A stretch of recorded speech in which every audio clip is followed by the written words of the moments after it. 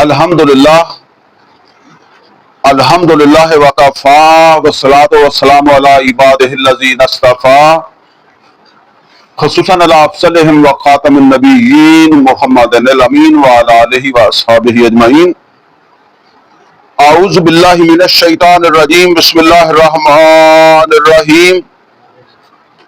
قال اللہ عز وجل فی کتابہ الکریم وَاتْلُ عَلَيْهِمْ نَبَأَ نُوحٍ إِذْ قَالَ لِقَوْمِهِ يَا قَوْمِ إِنْ كَانَ كَبُرَ عَلَيْكُمْ مَقَامِي وَتَذْكِيرِي بِآيَاتِ اللَّهِ فَعَلَى اللَّهِ تَوَكَّلْتُ فَأَجْمِعُوا أَمْرَكُمْ وَشُرَكَاءَكُمْ ثُمَّ لَا يَكُنْ أَمْرُكُمْ عَلَيْكُمْ غُمَّةً ثم اقضوا الی ولا تنظرون۔ صدق اللہ العلی العظیم۔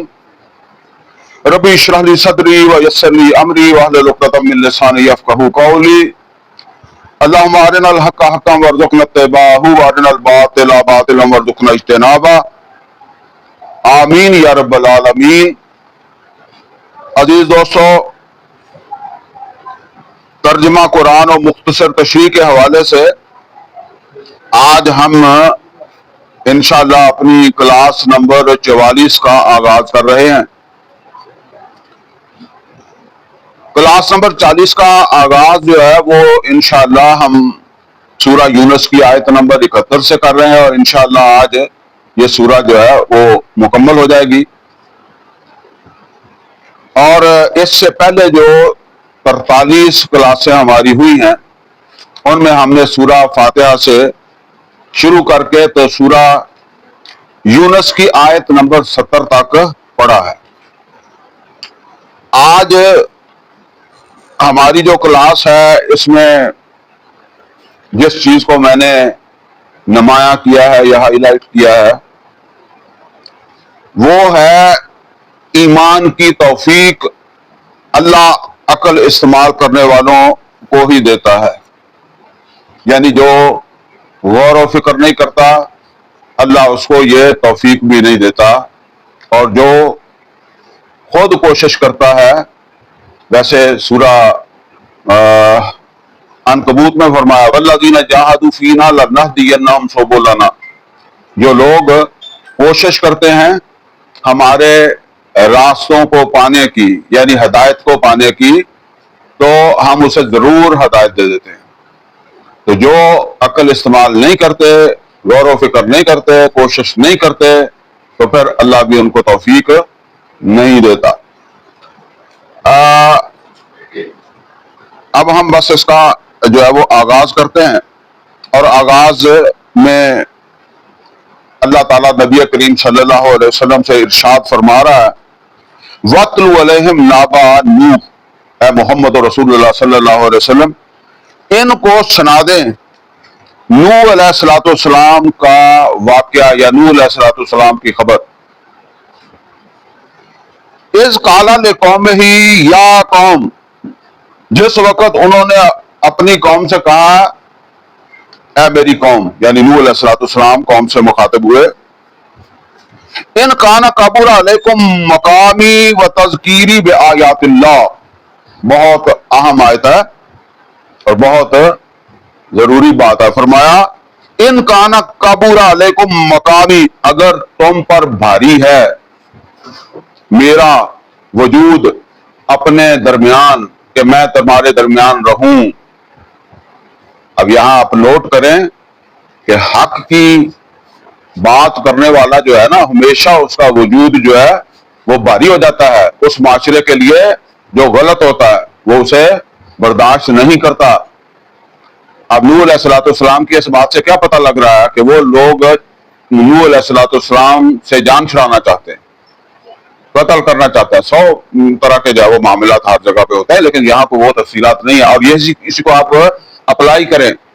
محمد اور رسول اللہ صلی اللہ علیہ وسلم کا وجود بھی مکے والوں کے لیے ناقابل برداشت تھا، عیسیٰ علیہ السلام کا وجود بھی ناقابل برداشت تھا، لوط علیہ السلام کا وجود بھی ناقابل برداشت تھا، شعیب علیہ السلام کا وجود بھی ناقابل برداشت تھا. تو اب آپ ذرا اتنی گواہیوں کے بعد اگر آپ یہ سمجھیں کہ جی میں حق بھی بیان کرتا ہوں اور آپ کا وجود جو ہے وہ لوگوں کو برداشت دیا، تو پھر آپ حق بیان کر ہی نہیں رہے. ٹھیک ہے نا؟ پھر کوئی اور مسئلہ ہے، آپ نے خود ہی سمجھ لیا کہ میں حق بیان کر رہا ہوں. ٹھیک ہے؟ اگر صحیح معنوں میں آپ حق بیان کریں گے تو وہ پھر ایسے ہی ہوتا ہے. ٹھیک ہے نا؟ تو نوح علیہ الصلوۃ والسلام کہنے لگے کہ اگر تمہارے لیے بہت بھاری ہے، کابورا، ناقابل برداشت ہے میرا تمہارے درمیان جو ہے وہ رہنا، اور رہنے کا مسئلہ نہیں ہے، 40 سال تک محمد اور رسول اللہ صلی اللہ علیہ وسلم ان کے درمیان رہے تھے نا، تو نوح علیہ الصلوۃ والسلام بھی رہے ہوں گے. مسئلہ خراب کب ہوا؟ جب اللہ کی آیات سنانی شروع کی. ٹھیک ہے نا؟ تو جب یہ کام کوئی بندہ بھی اپنے معاشرے کے اندر کرے گا تو پھر آپ کا دوست کون رہے گا؟ اگر آپ ملاوٹ کے خلاف بات کریں گے تو ملاوٹ کرنے والا خلاف ہو جائے گا، رشوت کے خلاف کریں گے تو رشوت والا خلاف ہو جائے گا. اگر آپ کہیں گے کہ بھئی تمہاری تنخواہ حرام ہوتی ہے اگر تم اپنی ڈیوٹی صحیح نہیں کرتے، تو جو بھی نوکریاں والے ہیں وہ آپ کے خلاف ہو جائیں گے. ٹھیک ہے نا؟ اور اسی کے اوپر جو ہے وہ آپ اپلائی کر لیں.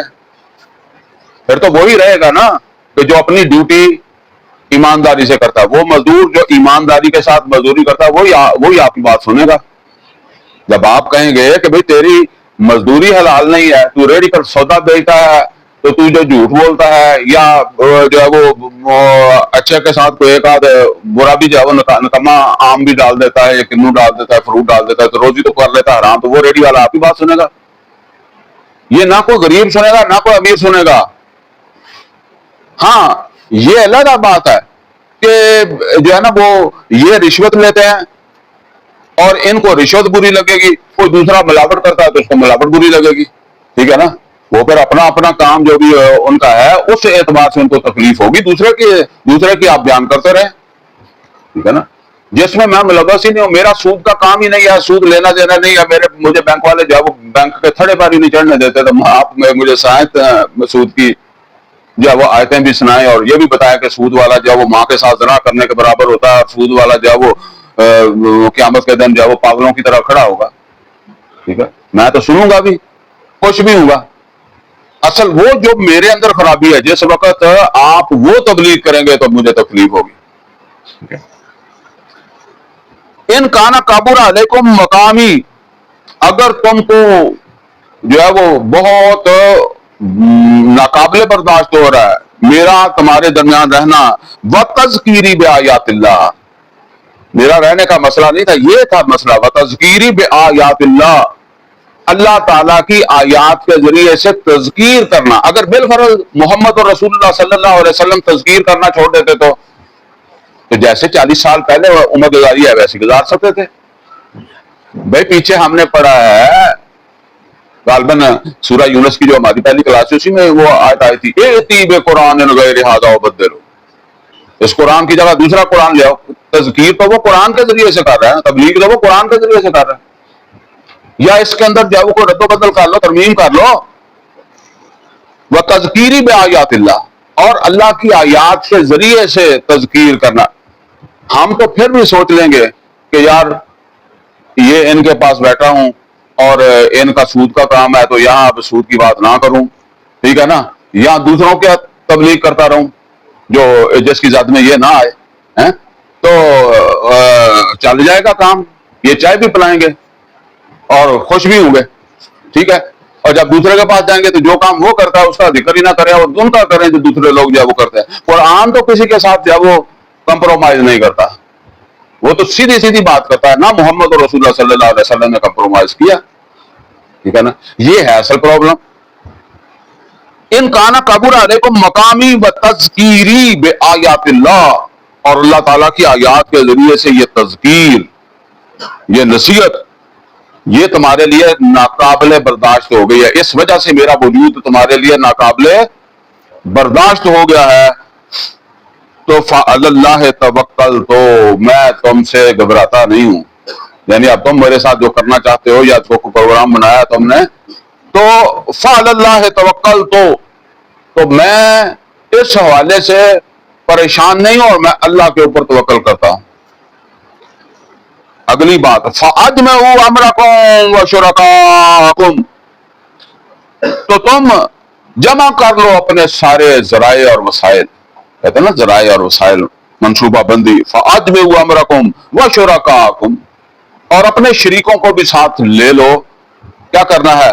ثُمَّ لَا يَكُنْ أَمْرُكُمْ عَلَيْكُمْ غُمَّةً، پھر تمہیں اپنے اس منصوبہ کے اوپر یا اس منصوبہ بندی کے اوپر کوئی شبہ نہ رہ جائے کہ جی فلاں جگہ سے ہم تھوڑا چوک گئے، ہم ایسے کرتے تو ہم کامیاب ہو جاتے۔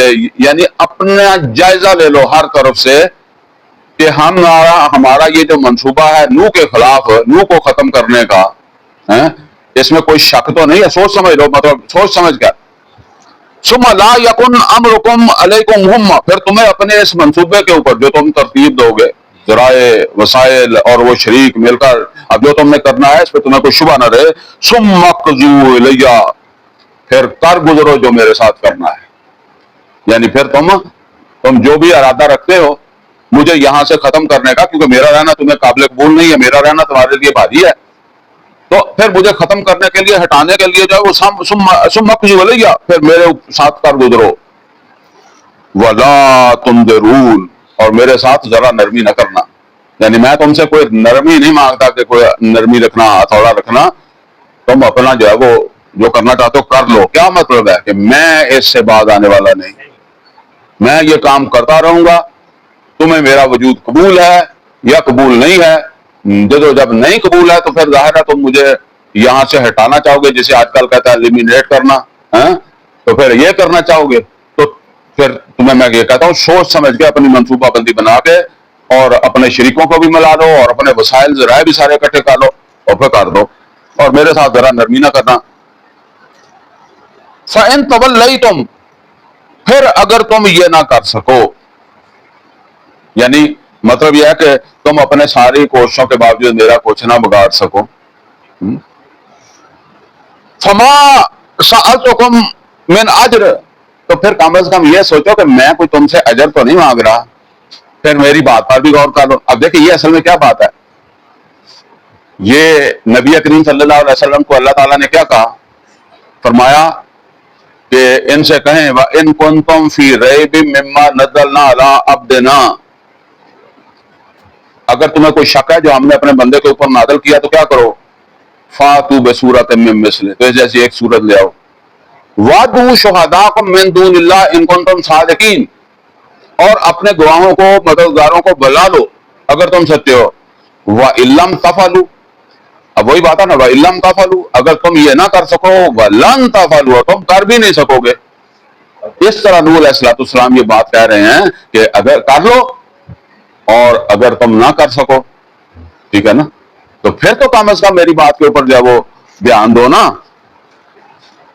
کہ میں نے تم سے کوئی تمہارا کیا نقصان میں کر رہا ہوں، فری کے اندر ہی مطلب یہ ہے کہ میں ایک بات تمہیں جو ہے وہ سنا رہا ہوں نا۔ فَمَا سَأَلْتُكُم مِّنْ أَجْرٍ، تو میں نے تم سے کوئی مطالبہ نہیں کیا کسی اجر کا، کسی تنخواہ کا، إِنْ أَجْرِيَ إِلَّا عَلَى اللَّهِ، اجر میرا ہے مگر وہ کدھر سے مجھے ملے گا، اللہ کی طرف سے ملے گا۔ اور یہ بات سمجھ لیں، تبلیغ ہو، دعوت ہو، وہ ہوتی بغیر پیسے کے ہے، بغیر تنخواہ کے ہے۔ یہ جو تنخواہ کے ساتھ بڑے بڑے پیسے لے کر جو ہے وہ تقریریں کرنا ہے نا، یہ تو پیشہ بن گیا ہے، پیشہ ور لوگوں کا جو ہے وہ کام ہے۔ قرآن کریم کے اندر آپ جو ہے وہ شروع سے آخر تک جائیں، ہر پیغمبر نے یہ بات کہی ہے، میں تم سے کیا مانگتا ہوں، میں تم سے کیا مانگتا ہوں،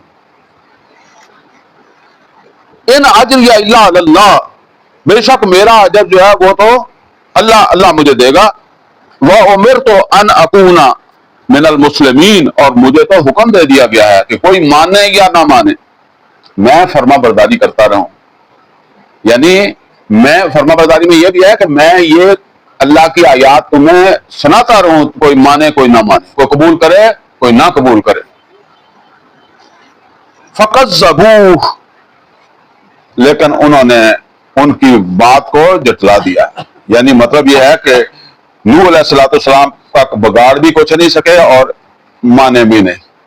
فَكَذَّبُوهُ، تو انہوں نے ان کو جٹلا دیا نوح علیہ السلام کو، فَنَجَّيْنَاهُ وَمَن مَّعَهُ فِي الْفُلْكِ، اور پھر اب وہ 950 سال کا عرصہ گزار کے اینڈ پر اللہ بات لے گیا کہ انجام کیا ہوا؟ فنجیناہ، ہم نے بچا لیا کس کو؟ نوح علیہ الصلوۃ والسلام کو، ومن معہ، اور ان کو بھی جو ان کے ساتھ تھے، فی الفلک، ایک کشتی کے اندر، وجعلناہم خلائف، اور ہم نے ان کو بنا دیا جانشین. وہ کشتی میں جو بیٹھے تھے ان کو کیا کیا؟ جانشین بنا دیا، خلیفہ بنا دیا. مطلب یہ ہے کہ اب یہاں وہ ہر جگہ ساری بات خیر نہیں آتی، یہاں ہے آگے وہ بات کہ ان کو تو غرق کر دیا نا باقیوں کو، تو وہ کشتی والے پھر ان کے جانشین بن گئے. وَأَغْرَقْنَا الَّذِينَ كَذَّبُوا بِآيَاتِنَا، اور جنہوں نے جٹلایا تھا، یہ کشتی میں جو بیٹھے تھے انہوں نے تو نہیں جٹلایا تھا، انہوں نے تو تصدیق کی تھی، تو جنہوں نے جٹلایا تھا ان کو غرق کر دیا، جنہوں نے ہماری آیات کو جٹلایا تھا. فَانظُرْ كَيْفَ كَانَ عَاقِبَةُ الْمُنذَرِينَ، اور پھر دیکھ لو کہ کیا انجام ہوا جن کو ڈرایا گیا تھا، جن کو وارننگ دی گئی تھی، تنبیہ کی گئی تھی کہ بچ جاؤ، سدھر جاؤ، نہیں سدھرے تو پھر کس انجام سے دو چار ہوئے. ثم بعثنا من بعده رسلا الى قومهم فجاؤوهم بالبينات، اور اس کے بعد ہم نے رسولوں کو اٹھایا جو ہے وہ ان کی قوم کی طرف. اب یہ اصل میں 4 رسول ہیں جن کا نام نہیں اللہ نے دیا.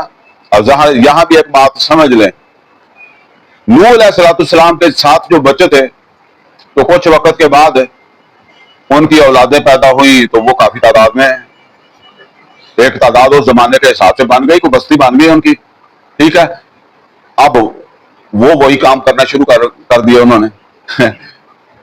اچھا، اب اللہ نے ان کے اندر بھیجا ہود علیہ السلام کو، اور جس طرح نوح علیہ السلام کے ساتھ کچھ ایمان والے بچ گئے تھے، کچھ ہود علیہ السلام کے ساتھ بچ گئے، باقی ختم ہو گئے. اچھا، پھر کچھ عرصہ گزرا، وہ جو بچے تھے ان کی اولادیں شروع کے اندر تو ظاہر بات ہے کہ وہ ہدایت کے اوپر چل رہی ہیں نا، کرتے وہ ان کے اندر وہ خرابیاں پیدا ہوئی، تو پھر اللہ نے ان کے اندر صالح علیہ السلام بھیجے.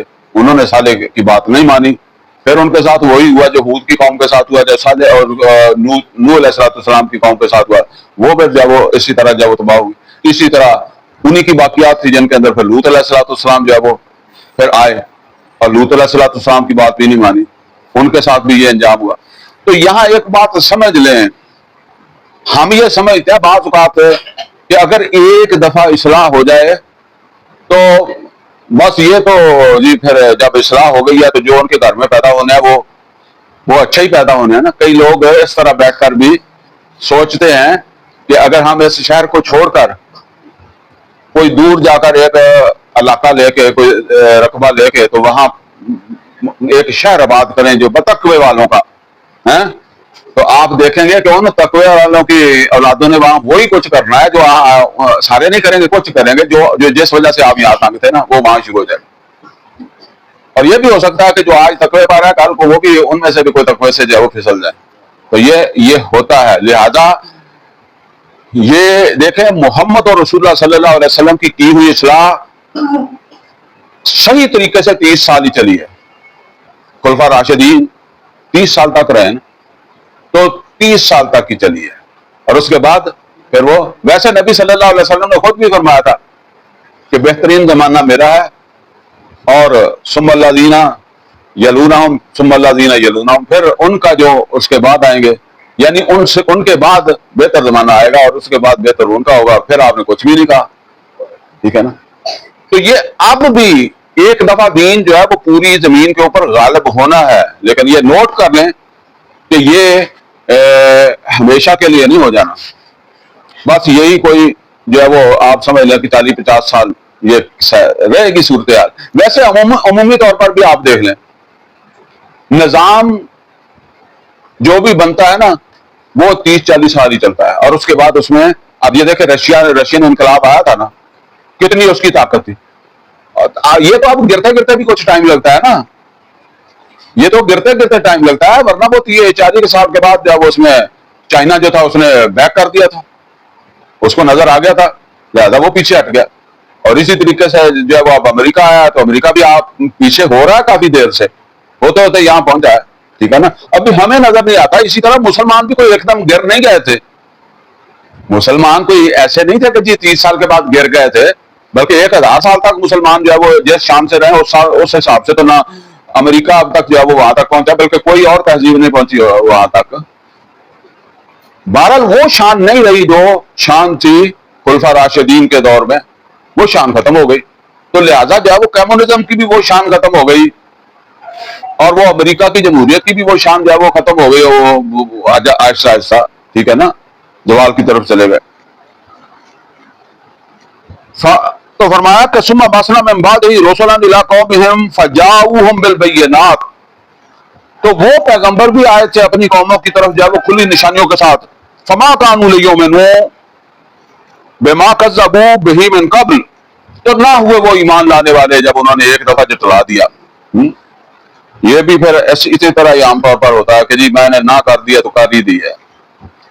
کذالک نطبع علی قلوب المعتدین، اصل مسئلہ کیا؟ اصل مسئلہ یہ ہے کہ جہاں آپ کو کوئی دنیاوی نفع نقصان ہو تو وہاں آپ اپنی رائے کو آسانی سے بدل بھی لیتے ہیں، وہ جسے کہتے ہیں یو ٹرن لے بھی لیتے ہیں، سوچ بھی گھر جا کر بھی سوچ لیتے ہیں کہ یار، لیکن یہاں کو بظاہر تو جو ہے وہ دنیاوی تو کوئی فائدہ ہوتا نہیں ہے، ٹھیک ہے، بس ایسے ذہن کے اندر آ گئی ہے کہ نہیں اس کی بات نہیں سمجھی، دفعہ کرو، ٹھیک ہے، میں سنتا نہیں اس کی بات، بس وہ جو اکڑ آ گئی ہے آ گئی ہے. تو فرمایا کہ جب انہوں نے ایک دفعہ جٹلا دیا تو پھر وہ ایمان لانے والے نہیں ہوئے. کذالک نطبع علی قلوب المعتدین، اور اس طریقے سے ہم مہر لگا دیتے ہیں زیادتی کرنے والوں کے اوپر، حد سے آگے بڑھنے والوں کے اوپر، پھر ہم مہر لگا دیتے ہیں، پھر ان کو توفیق ہی نہیں دیتے. ثم بعثنا من بعدہم موسیٰ و ہارون، آپ دیکھیں وہ نوح علیہ السلام کے بعد سیدھا بات جو ہے وہ موسیٰ اور ہارون علیہ السلام کی طرف آ گئی ہے. درمیان والے پیغمبر جو تھے ان کا نام بھی نہیں دیا، بس ویسے بتا دیا کہ انہوں نے بھی اللہ کی آیات کی تبلیغ کی تھی، سمجھایا تھا.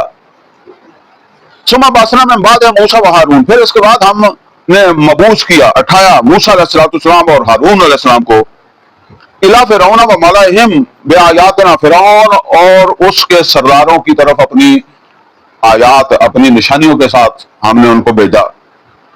فاستکبروا وکانوا قوما مجرمین، وہ بھی اکڑے، فرعون اور اس کے سردار بھی اکڑے اور وہ بڑے مجرم لوگ تھے. فلما جاءہم الحق من عندنا، تو جب آ گیا ان کے پاس ہماری جانب سے حق، قالوا، تو وہ کہنے لگے، ان ھذا لسحر مبین، بے شک یہ تو کھلا جادو ہے، یہ لاٹھی جو سام بنتی ہے، یہ ید بیضا، یہ تو کھلا جادو ہے. قال موسیٰ، تو فرمایا موسیٰ علیہ السلام نے، اتقولون للحق لما جاءکم، کیا تم حق کے بارے میں ایسا کہتے ہو جب کہ وہ تمہارے پاس آ گیا؟ یعنی تم نے اس کو دیکھا اور پھر بھی تم یہ کہتے ہو کہ یہ سحر ہے، جادو ہے.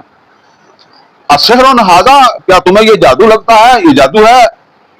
ولا یفلح الساحرون، اور ساحر کبھی کامیاب نہیں ہوا کرتے. میں تو تمہارے سامنے کامیاب ہو گیا ہوں، یعنی میں تو تمہارے سامنے کامیاب ہوا ہوں، تو ساحر تو کبھی کامیاب نہیں ہوتے. قالو، تو وہ کہنے لگے، اجئتنا لتلفتنا عما وجدنا علیہ آباءنا، تو وہ کہنے لگے کیا تو ہمارے پاس آیا ہے کہ ہمیں جو ہے وہ ہٹا دے اس چیز سے جس کے اوپر ہم نے اپنے باپ دادا کو پایا.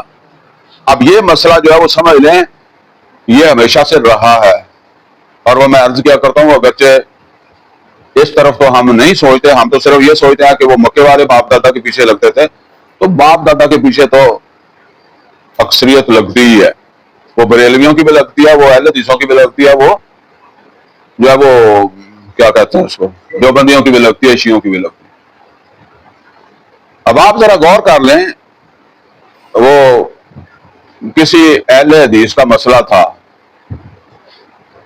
اس کا بیٹا پردہ کروانا چاہتا تھا، تو اس نے مجھ سے کہا کہ میں نے اپنے بیٹے سے کہا ہے کہ تیری ماں نے کہا ساری عمر پردہ کیتا ہے، تو میں نے اسے کہا جی دیکھیں، پردہ فرض ہے اور نماز بھی فرض ہے، میں کسی کو یہ نہیں کہہ سکتا کہ بھئی نماز نہ پڑھو، کوئی بات نہیں، تیرے باپ نے نہیں پڑھی تو بھی نہ پڑھ، یہ بھی نہیں میں کہہ سکتا، ٹھیک ہے.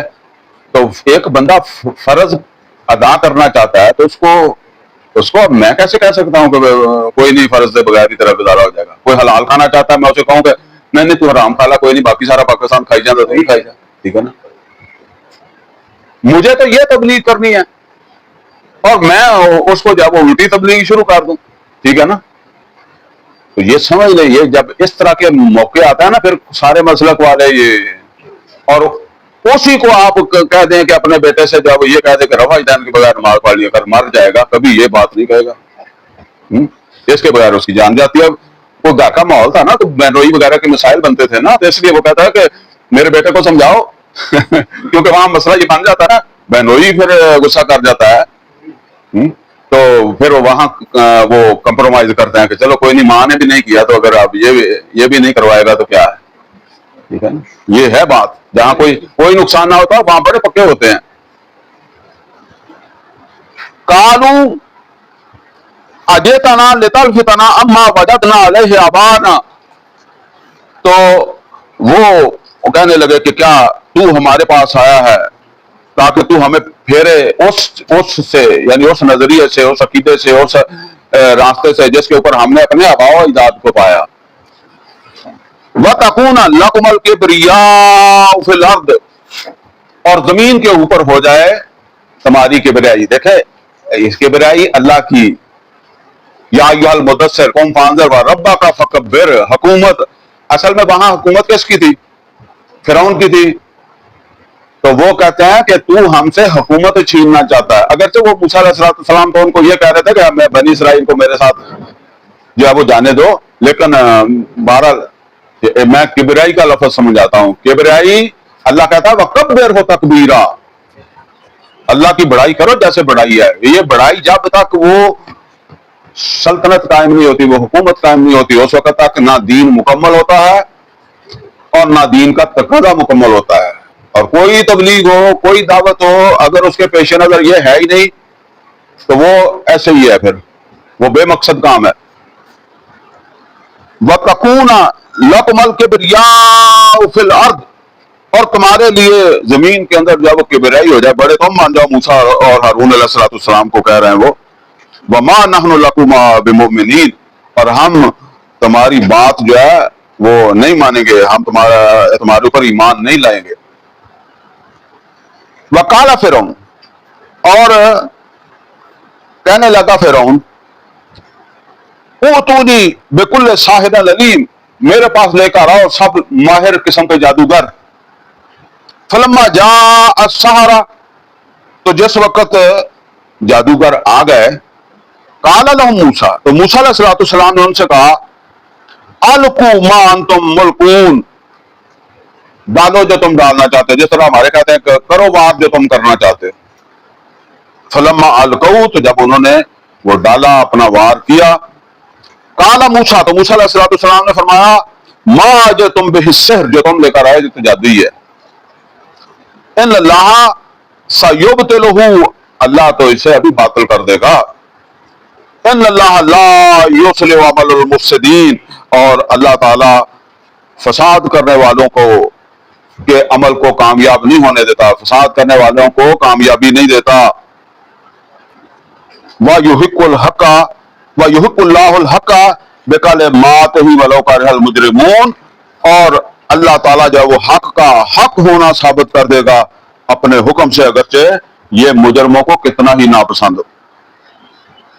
ایسا کر دیتا ہے، یعنی اللہ حق کا حق ہونا ثابت کر دیتا ہے اپنے حکم سے، اگرچہ مجرموں کو کتنا ہی ناپسند ہو۔ فما آمن لموسیٰ الا ذریۃ من قومہ، یہ بھی بڑی اہم بات آ رہی ہے، فما آمن لموسیٰ۔ ویسے یہاں دیکھیں، یہاں عام طور پر ایمان کے ساتھ با آتا ہے، جیسے کہتے ہیں نا آمنت باللہ، ایسے نہیں کہتے آمنت للہ، ٹھیک ہے نا؟ تو آمنت باللہ کا مطلب ہے میں ایمان لایا، تو اگر لام آ رہا ہے نا تو اس کا مطلب ہے بات ماننا، ٹھیک ہے نا؟ تو موسیٰ علیہ السلام نے اب آ کر جو ہے وہ اپنی بات کن کے سامنے رکھی، ایک تو فرعون کے سامنے رکھی، دوسرا کس کے سامنے رکھی؟ اپنی قوم کے سامنے رکھی، بنی اسرائیل کے سامنے رکھی۔ تو بنی اسرائیل میں سے موسیٰ علیہ السلام کی بات ماننے کے لیے تیار نہیں ہوئے زیادہ تر لوگ سوائے چند لڑکوں کے. سمجھ آئی؟ فما آمن لموسیٰ، تو ایمان نہیں لائے یا بات نہیں مانی موسیٰ علیہ السلام کی، الا ذریۃ من قوم، مگر کچھ نوجوانوں نے اس کی قوم میں سے، علی خوف من فرعون و ملئہم، فرعون اور اس کے سرداروں کے خوف کی وجہ سے. اب یہاں دیکھیں یہ چند نوجوان کھڑے ہوئے ہیں، وہ باقی کیوں نہیں کھڑے ہوئے؟ وہ جس کو کہتے ہیں نا کہ انہوں نے عمر گالی ہوں ہے، انہوں نے پتا کہ فرعون پٹھا ٹنگے گا، یہ کرے گا ہمارے ساتھ، وہ کرے گا، کئی سارے مسائل ہوتے ہیں، ہمارے بچے رول جائیں گے. ٹھیک ہے نا؟ یہ بھی ایک ہے. ہماری بیٹیاں جو ہیں وہ ابھی شادیوں والی رہتی ہیں. ٹھیک ہے نا؟ یہ جب مسائل سامنے آتے ہیں تو یہ پھر بندہ جو ہے نا وہ نرم ہو جاتا ہے. ٹھیک ہے؟ پھر وہ مسیطے ہی آکردہ ہے، گھر نہیں آ کے آکردہ. ٹھیک ہے نا؟ مسیطے سے پھر وہ بہت آکردہ. ٹھیک ہے؟ وہ جو صلاۃ و سلام والا ہوئے گا تو وہ آکڑے گا، جرا رفع وہ آکڑے گا، جرا کوئی دوسرا تیسرا وہ آکڑے گا. لیکن گھر جو مرضی ہوئی جاوے، حرام آئی جاوے. ٹھیک ہے؟ اور پردہ نہ ہوئے، اور اپنے جڑے ذاتی معاملات ہے، کوئی بل سدھا کرانا تو وہ بھی رشوت دے دے گا، اور کام بھی کر لے گا. اس ویلے نہ انہوں اہل حدیثیت یاد آئے گی، نہ انہوں دیوبندیت یاد آئے گی، نہ انہوں بریلویت یاد آئے گی، نہ انہوں شیعت یاد آئے گی. ٹھیک ہے نا؟ کچھ نہیں یاد آئے گا اسے.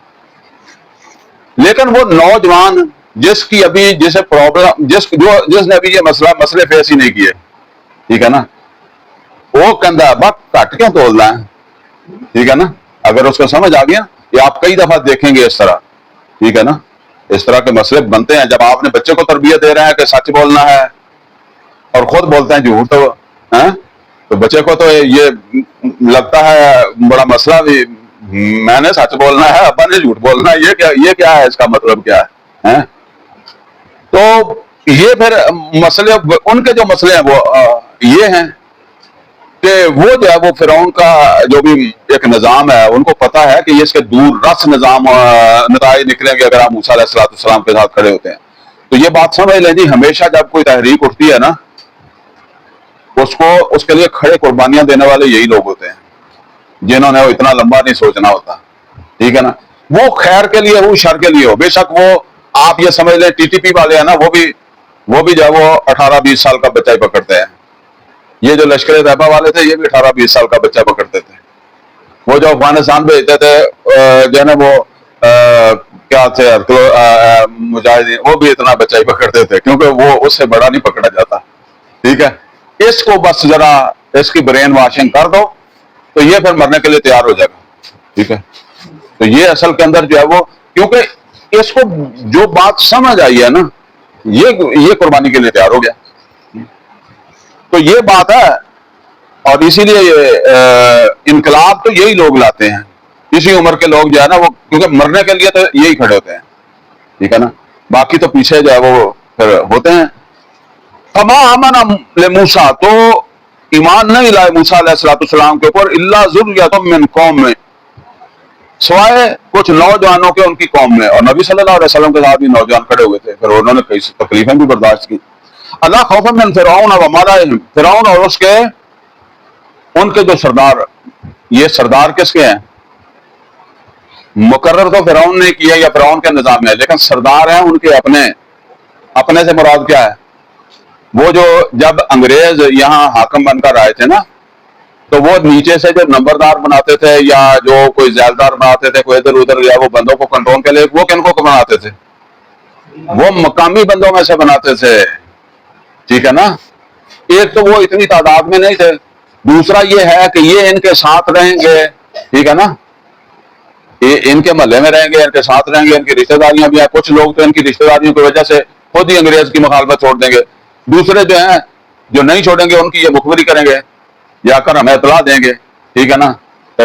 ہم ان کے ساتھ فوج بھیج دیں گے، سپاہی بھیج دیں گے، انہوں چاہ کے کٹاپا پھیریں گے، آپ پہ ٹھیک ہو جائے گا، اور گالاں یہی کھا لیں گے. دوسری بات یہ بھی ہے کہ ہم جائیں گے تو گالی کون کھائے گا؟ ہم کھائیں گے. ہمارے آدمی ہوئے تھے گالاں یہی کھا لیں گے. یہ بات ہے. من فرعون و ملئہم، ان کے جو اپنے بنی اسرائیلی، اب وہ جو دیکھیں بنی اسرائیلیوں میں سے تھا نا قارون، وہ کتنا بڑا سردار بنایا ہوا تھا، بڑے بڑے ٹھیکے اس کو ملتے تھے.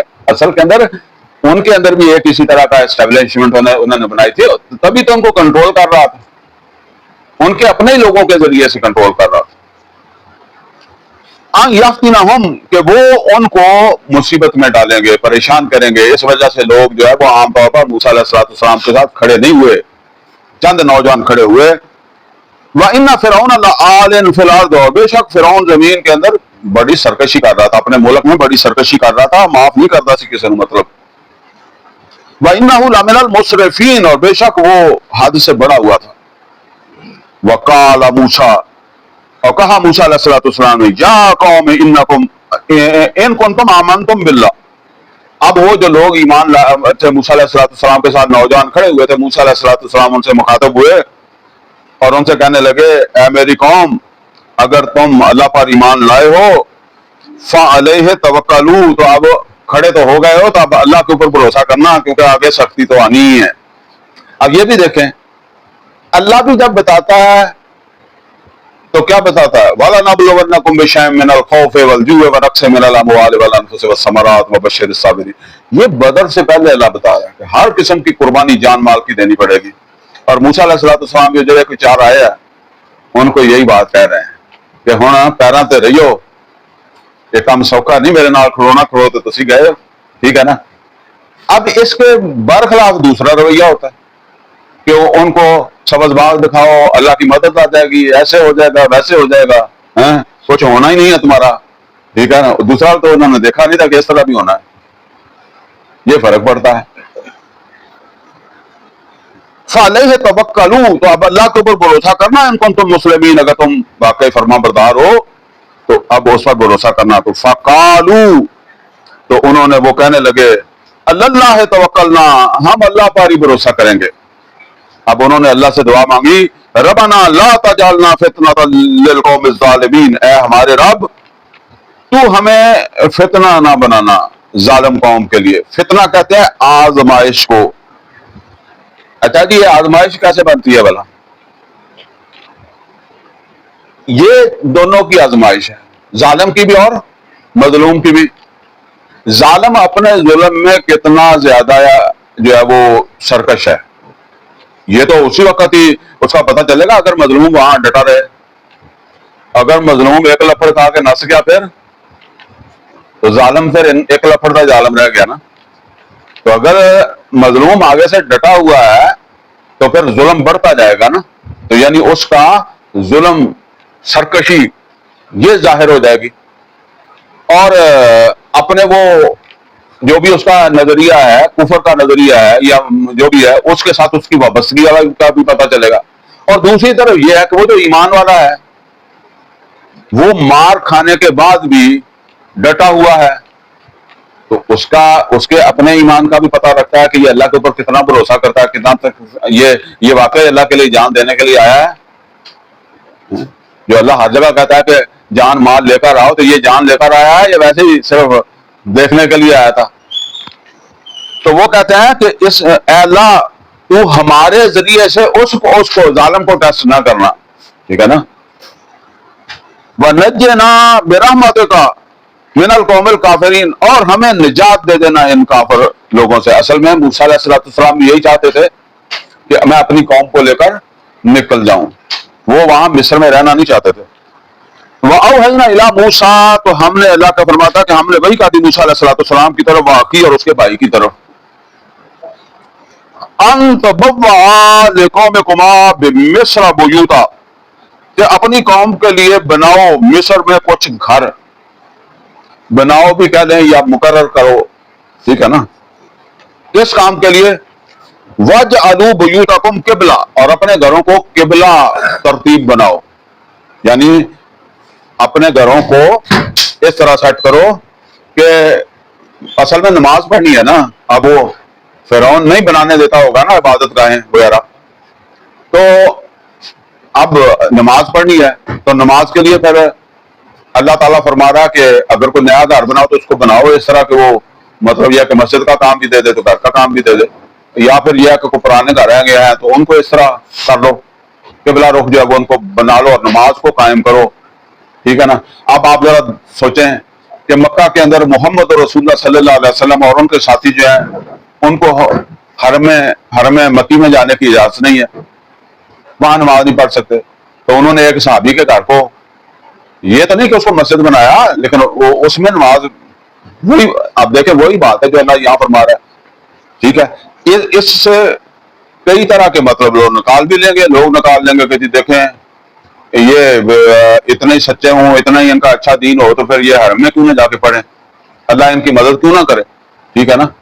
لیکن یہ تو وہ انہوں نے موسیٰ علیہ السلام نے ان سے کہا کہ اپنے گھروں کو جو ہے نا وہ قبلہ رخ ترتیب دو، وَأَقِیمُوا الصَّلَاۃَ اور نماز قائم کرو۔ اور اس میں بھی پھر یہ بات ہے کہ نماز کو قائم کرنا کتنا ضروری ہے کہ جہاں تمہیں مسجد نہیں بنانے دی جا رہی وہاں بھی ظاہر ہے یہ بھی کوئی اعلانیہ نہیں ہوں گے نا، خاموشی سے کچھ گھر جو ہے وہ ان کو مقرر کر لو تو کچھ لوگ جو ہے وہ چلے جایا کریں، وہ وہاں نماز پڑھ لیا کریں، کوئی دوسرے گھر میں چلے جائیں، اسی طرح ہی ہوگا۔ تو جو آرام کے ساتھ نہیں پڑھتا نماز، اور دعویٰ اس کا بھی ہے بڑا پکا مسلمانی کا، وَبَشِّرِ الْمُؤْمِنِينَ خوشخبری دے دیں جو ایمان لانے والے ہیں۔ وَقَالَ مُوسَىٰ رَبَّنَا إِنَّكَ آتَيْتَ فِرْعَوْنَ وَمَلَأَهُ زِینَةً، موسیٰ علیہ السلام نے عرض کی، اے ہمارے رب تو نے فرعون اور اس کے سرداروں کو بڑی شان دی ہے، بڑا شان و شوکت جسے کہتے ہیں، بڑی طاقت قوت دی ہے، وَأَمْوَالًا فِي الْحَيَاةِ الدُّنْيَا اور بڑا مال دیا دنیا کی زندگی میں، رَبَّنَا لِيُضِلُّوا عَن سَبِيلِكَ اے ہمارے رب اس لیے کہ یہ تیرے رستے سے روکیں، یعنی یہ ہمیں تیرے رستے سے روکتے ہیں، ہمیں مسجد نہیں بنانے دیتے، ہمیں چھپ کر نماز پڑھنی پڑتی ہے، تو یہ ان کے پاس یہ دولت کس نے دی ہے بھائی؟ فرعون کو جو دولت ہے، مال ہے، طاقت ہے، قوت ہے، حشمت ہے، وہ کس نے دی ہے؟ اللہ نے دی ہے۔ تو موسیٰ علیہ السلام یہی بات کہہ رہے ہیں کہ اللہ تو ایسے کام لے دیتا ہے انہوں نے۔ ربنا اطمس علی اموالہم اور اے ہمارے رب تو مٹا کر رکھ دے ان کو مالوں کو۔ اب یہ عام طور پر کہتے ہیں پیغمبر بدعا نہیں کرتا، ٹھیک ہے نا، پیغمبر کردہ بدعا نوح علیہ السلام نے بھی کی تھی، موسیٰ علیہ السلام نے بھی کی تھی، ٹھیک ہے۔ تو ربنا اطمس علی اموالہم اور اے اللہ مٹا کر رکھ دے ان کے مالوں کو، واشدد علی قلوبہم مہر لگا دے ان کے دلوں پر۔ اب اس کا مطلب یہ ہے کہ کرتے کرتے کرتے کرتے بات اینڈ تک پہنچے، یہاں اصل میں بات سمجھ لیں، وہاں مکے میں بھی بات اینڈ تک پہنچی ہوئی ہے، اب ہجرت ہی اس سے آگے ہونی ہے، ٹھیک ہے نا۔ تو اصل میں قرآن کے نزول اس طریقے سے ہوا ہے کہ جس سٹیج پر محمد رسول اللہ صلی اللہ علیہ وسلم تھے اور اسی سٹیج میں کوئی دوسرا پیغمبر بھی تھا تو اس کا واقعہ پھر وہاں بیان کر دیا، ٹھیک ہے نا۔ یہاں نبی صلی اللہ علیہ وسلم کے ساتھ بھی یہی سب کچھ ہو رہا ہے نا کہ کوئی تنگ کر رہے ہیں، ایمان نہیں لا رہا ہے، رہنا مشکل ہو رہا ہے، ٹھیک ہے، تو اس میں بتایا جا رہا ہے کہ آپ ہی کے ساتھ نہیں، آپ سے پہلے بھی جنہوں نے یہ دعوت دی، جنہوں نے اللہ کی آیات پیش کی، ان کا وجود ان کی قوم نے مشکل سے ہی برداشت کیا ہے، ٹھیک ہے۔ ربنا اطمس علی اموالہم اے ہمارے رب مٹا کر رکھ دے ان کے مالوں کو، واشدد علی قلوبہم اور ان کے دلوں پر مہر لگا دے، فلا یؤمنوا تاکہ یہ ایمان ہی نہ لا سکیں۔ حالانکہ پیغمبر کی دعا کیا ہوتی ہے؟ عام آدمی کی بھی یہی ہوتا ہے، اللہ ان کو ایمان کی توفیق دے دے۔ فلا یؤمنوا تو یہ ایمان نہ لا سکیں، حتی یروا العذاب العلیم یہاں تک کہ جب یہ دیکھیں دردناک عذاب کو، پھر ایمان بے شک لے آئیں، کیونکہ اس وقت ایمان کا فائدہ نہیں ہے۔ مطلب یہ ہے کہ یہ ایمان کی توفیق سے محروم ہی جو ہے وہ جائیں، اور جب تک عذاب دیکھ لیں گے تو پھر لے بھی آئیں گے تو کوئی فرق نہیں پڑتا، یہ بات کالا۔ تو اس پہ اللہ تعالیٰ نے فرمایا قد اجیبت دعوتکما بے شک تم دونوں کی یہ دعا دونوں نے کی تھی نا، موسیٰ علیہ السلام اور ہارون علیہ السلام نے، تو اللہ نے فرمایا بے شک تم دونوں کی دعا قبول ہو گئی۔ اب فرعون اس کے یہ سردار ایمان نہیں لائیں گے، لیکن ساتھ جو بات فرمائی توجہ کریں، فاستقیما، تو اب تم دونوں اپنے پاؤں پر کھڑے رہنا. کیا مطلب ہے اس کا؟ کہ عذاب تو آئے گا جب اللہ کا فیصلہ ہے، ٹھیک ہے نا. اس سے پہلے اس نے ایمان نہیں لانا تو یہ تمہارے ساتھ تو کرتا رہے گا جو کرتا ہے، بلکہ بڑا بڑھ کر کرتا رہے گا. یعنی پھر دیکھو نا، اگر وہ ایمان لے آئے تو پھر تو جان چھوٹ گئی، نرمی ہو گئی. اب دعا کا یہ کر دیا کہ یہ ایمان نہ لا سکے، تو ایمان نہ لا سکے تو جب وہ اللہ کی طرف سے عذاب نہیں آتا اس وقت تک تو کھل لائے گا. اس وقت تک تو تمہارے ساتھ کرے گا نا یہ جو اس نے کرنا ہے. تو یہ نہ ہو کہ پھر تم پھر ہائے ہائے کرو. ٹھیک ہے. فاستقیما، تو اب ثابت قدم رہنا. ولا تتبعان سبیل الذین لا یعلمون، اور ان لوگوں کے راستے کے اوپر نہ چلنا جو جانتے نہیں. یعنی پھر کوئی گلا کرو کہ جی اللہ نے سختی بہت ہے، پھر ایسی بات نہیں کرنا. اور اس میں دوسری بات یہ بھی ہے کہ کہیں پھر ایسا نہ ہو جائے کہ تم خود ہی دعا کر دو، جس طرح نوح علیہ السلام نے پہلے عذاب مانگا پھر اپنے بیٹے کے لیے دعا بھی مانگ دی. تو اللہ تعالیٰ نے کہا کہ اے نوح، جس چیز کا تجھے علم نہ ہو تو پھر اس طرح کی دعا نہیں کرنی چاہیے. تو وہی بات یہاں فرمائی، وَلَا تَتَّبِعَانِ سَبِيلَ الَّذِينَ لَا يَعْلَمُونَ، اور ان لوگوں کے راستے کے اوپر نہ چلنا کہ جو علم نہیں رکھتے. وَجَاوَزْنَا بِبَنِي إِسْرَائِيلَ الْبَحْرَ، اور ہم نے پار اتارا بنی اسرائیل کو اس دریا کے یا سمندر کے. فَأَتْبَعَهُمْ فِرْعَوْنُ وَجُنُودُهُ، تو ان کی پیروی کی، ان کے پیچھے چلا فرعون اپنے لشکر کے ساتھ.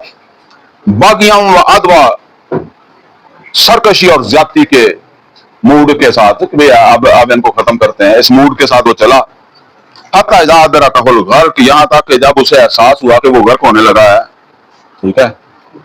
قَالَ، تو کہنے لگا، آمنت انہ لا الہ الا الذی آمنت بہ بنو اسرائیل، تو کہنے لگا کہ میں ایمان لے آیا، بے شک کوئی اور الہ نہیں ہے، یعنی کوئی اور الہ نہیں ہے، اور میں ایمان لے آیا بنو اسرائیل کے جب رب پر، یا بنو اسرائیل جس کو الہ مانتے ہیں میں اس پر ایمان لے آیا. وَأَنَا مِنَ الْمُسْلِمِينَ، اور میں ہو گیا فرما برداروں میں سے. تو اب اللہ نے کیا فرمایا؟ الآن، اب دیر ہو گئی، کیونکہ وہ عذاب علیم تو دیکھ رہا ہے، تو اب تو اس کا فائدہ نہیں ہے. الآن، اب، وَقَدْ عَصَيْتَ قبل، اور تو نافرمانی کرتا رہا اس سے پہلے. وَكُنْتَ مِنَ الْمُفْسِدِينَ، اور تو رہا فساد کرنے والوں میں سے ہو کر. فَالْيَوْمَ نُنَجِّيكَ بِبَدَنِكَ، تو آج ہم محفوظ کر لیں گے، بچا لیں گے تیرے بدن کو. لِتَكُونَ لِمَنْ خَلَفَ آیَةً، تاکہ تجھ کو جو ہے وہ بنا دیا جائے، تاکہ تو ہو جائے ایک نشانی بعد والوں کے لیے. تیرے وجود کو اس لیے بچائیں گے کہ تو تیرا وجود جو ہے وہ پھر ایک نشانی بن جائے بعد والوں کے لیے، عبرت، سبق، نصیحت. وَإِنَّ كَثِيرًا مِنَ النَّاسِ عَنْ آیَاتِنَا لَغَافِلُونَ، بے شک اکثر لوگ ہماری آیات سے غافل ہی ہیں، یعنی ہماری نشانیاں، آیات یہ تو بہت ہیں لیکن اکثر لوگ نصیحت نہیں لیتے. وَلَقَدْ بَوَّأْنَا بَنِي إِسْرَائِيلَ مُبَوَّأَ صِدْقٍ، اور بے شک ہم نے ٹھکانہ دیا بنی اسرائیل کو بہت اچھا ٹھکانہ. یعنی وہاں وہ سمندر سے پھر نکل آئے نا، تو پھر ان کو، بہرحال وہ ایک لمبی داستان ہے، لیکن ان کو علاقہ دیا اللہ نے فلسطین کا، شام کا، جس کا ابھی وہ مسئلہ بنا ہوا.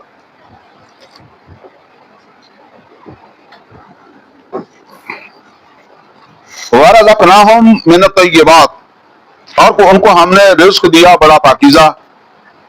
فَمَا اخْتَلَفُوا، تو انہوں نے نہیں اختلاف کیا. حَتَّىٰ جَاءَهُمُ الْعِلْمُ، یہاں تک کہ ان کے پاس علم آ گیا. کیا مطلب ہے؟ مطلب یہ ہے کہ ہم نے ان کو بہت اچھا ٹھکانہ دیا، بہت اچھا رزق دیا، لیکن اب انہوں نے اختلاف کیا. کس سے اختلاف کیا؟ محمد رسول اللہ صلی اللہ علیہ وسلم سے. لیکن یہ اختلاف کب کیا؟ علم کے آنے کے بعد. علم سے مراد کیا ہے؟ قرآن حکیم. یعنی ہم نے ان کے ساتھ اتنے احسانات کیے، فرعون کی غلامی سے چھڑایا، بہترین جگہ دی، عزت دی، لیکن انہوں نے بھی وہی ناشکری کر دی کہ ہماری طرف سے جب یہ قرآن نازل ہوا تو انہوں نے کیا کیا؟ اس قرآن سے اختلاف کر لیا، اس رسول سے اختلاف کر لیا. اور وہ بھی جیسے کہتا ہے کہ علم کے بعد یعنی یہ تو نہیں ہونا چاہیے تھا نا، کسی اندھیرے میں تو نہیں اختلاف کیا نا، واضح علم کے بعد اختلاف کر لیا. حتی جاءہم العلم، یہاں تک کہ ان کے پاس فما اختلفوا حتی جاءہم العلم، تو انہوں نے اختلاف کیا جب کہ ان کے پاس علم آ گیا، قرآن آ گیا. تو جب اللہ کہتا ہے کہ جس کو قرآن کے بعد بھی سمجھ نہیں آئی پھر بھی وہ الٹا ہی چلے گا، تو پھر اس کا علاج کیا ہے؟ فرمایا ان ربک یقضی بینہم یوم القیامہ. پھر اے محمد صلی اللہ علیہ وسلم، آپ نے تو جو سمجھانا تھا وہ سمجھا دیا، جو پہنچانا تھا پہنچا دیا. پھر اب فیصلہ کب ہوگا؟ قیامت کے دن. فیما کانوا فیہ یختلفون، ان سب چیزوں کا جس میں انہوں نے اختلاف کیا. فَإِن كُنْتَ فِي شَكٍّ مِّمَّا نَزَّلْنَا إِلَيْكَ. اچھا، یہ جو بات ابھی ہم پڑھنے لگے نا، یہاں کچھ حصہ جو ہے نا وہ بہت سخت قسم کا آ رہا ہے. تو یہاں یہ بظاہر خطاب کس سے ہے؟ محمد رسول اللہ صلی اللہ علیہ وسلم. یہ بات پوری توجہ کے ساتھ سمجھ لیں، کیونکہ وہ پھر جس وقت عام طور پر لوگوں میں بیٹھ کر میرے جیسا بندہ بھی درس دیتا ہے نا، تو اس کو واضح کرنے کا تو وقت نہیں ہوتا، تو اگر اس کو بالکل صحیح صحیح کر دے تو وہ بندے گال پہ جاندے ہیں، وہ کہندے جی یہ کداں ہو گیا ہے. تو بہرحال یہ سمجھ لیں، اللہ اللہ ہے، مخلوق مخلوق ہے. پوری مخلوق اللہ کا مقابلہ نہیں کر سکتی، اور مخلوق میں سب سے اوپر کون ہے؟ محمد اور رسول اللہ صلی اللہ علیہ وسلم.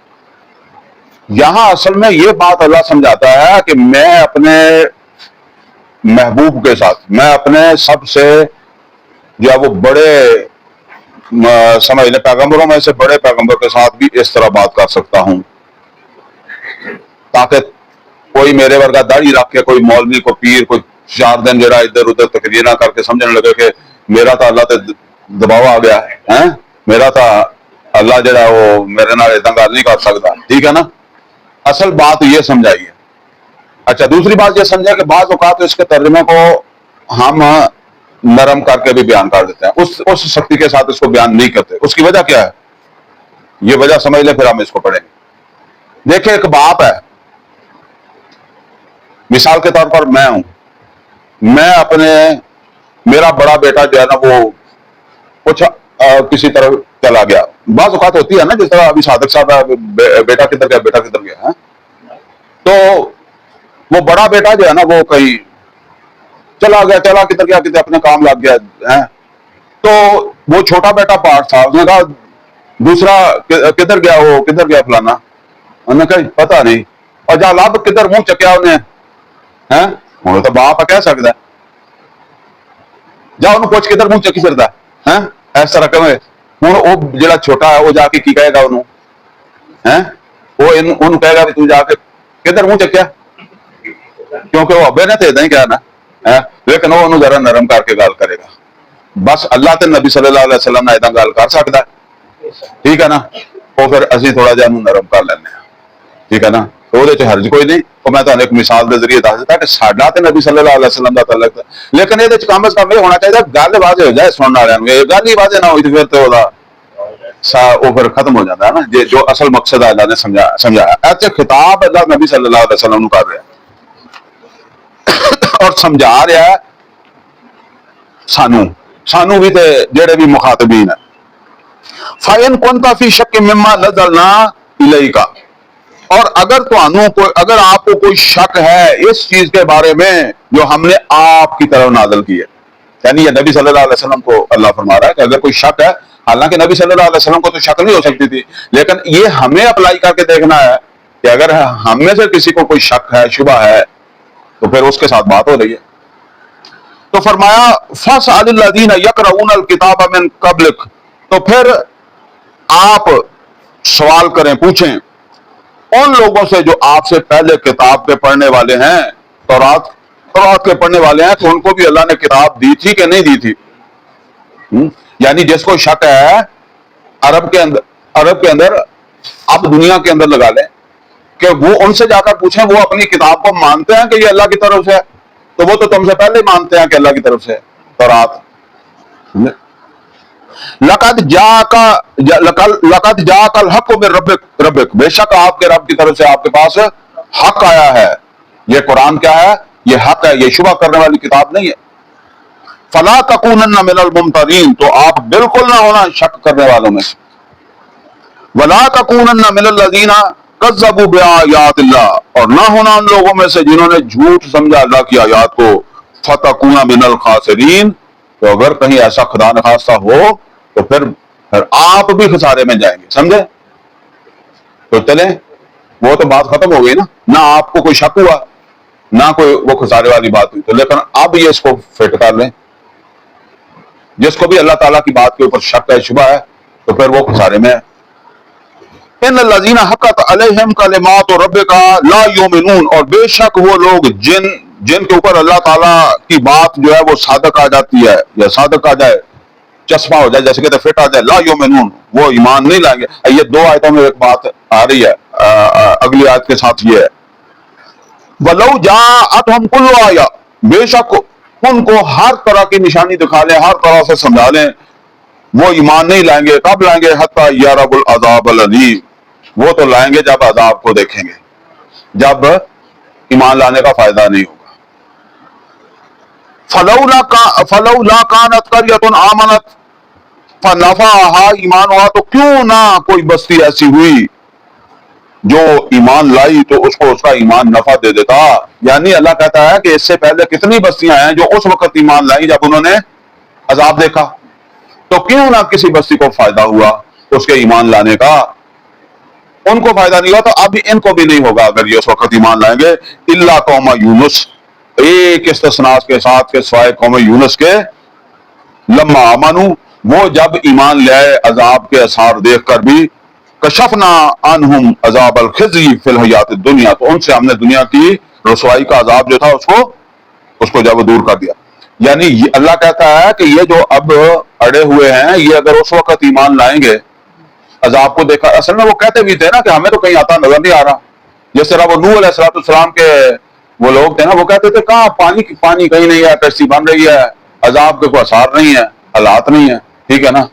تو اب وہی بات یہ مکے والے بھی سمجھ رہے ہیں، کر رہے ہیں، تو ان سے بھی یہ بات کہی جا رہی ہے کہ دیکھو اگر عذاب دیکھ کر ایمان کوئی فائدہ دیتا تو وہ پچھلوں کو بھی دیتا، لہذا ان کو نہیں دیا تو تم کو بھی نہیں دے گا۔ ہاں، ایک قوم تھی، قوم یونس، اور وہ بھی تفصیل موجود ہے کہ وہ یونس علیہ السلام اللہ کے اذن سے پہلے ہی چلے گئے تھے، ٹھیک ہے، اور وہ اللہ نے پھر یونس علیہ السلام کے کھاتے میں ہی ڈال دیا سارا کچھ۔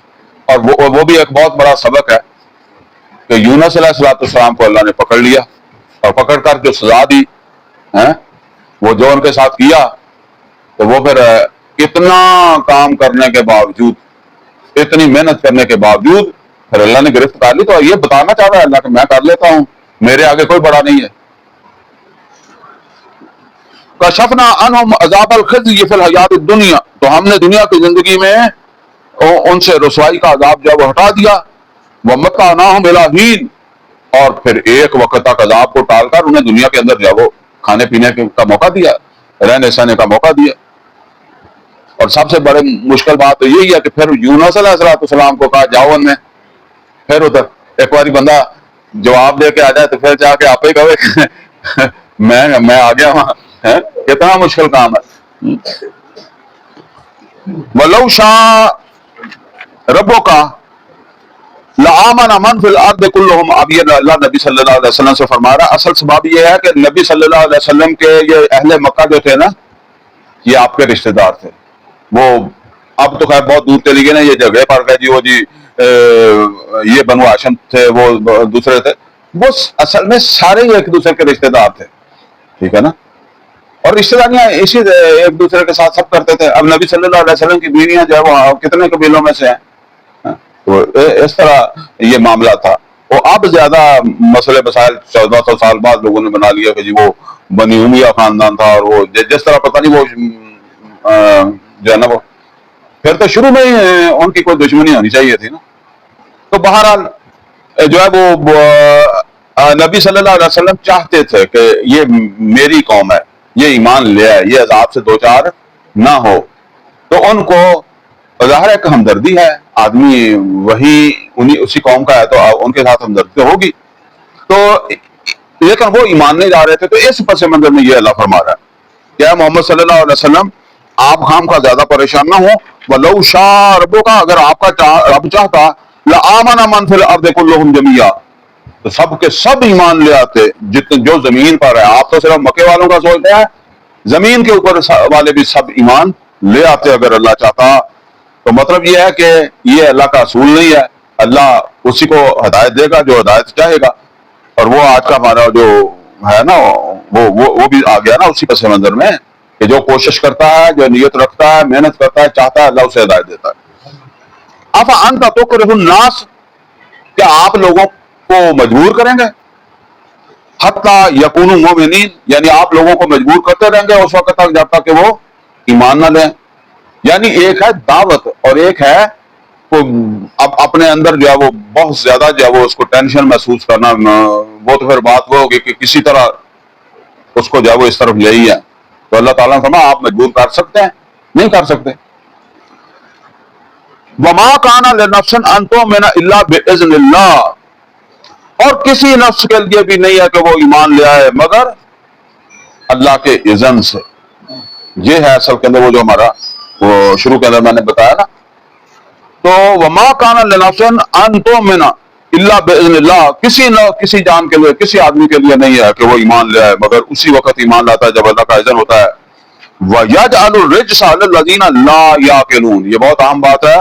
وَيَجْعَلُ الرِّجْسَ عَلَى الَّذِينَ لَا يَعْقِلُونَ اللہ یہ پلیتی مسلط کر دیتا ہے کہ وہ ایمان نہیں لاتے. لیکن کن کے اوپر؟ لا یعقلون جو عقل سے کام نہیں لیتے.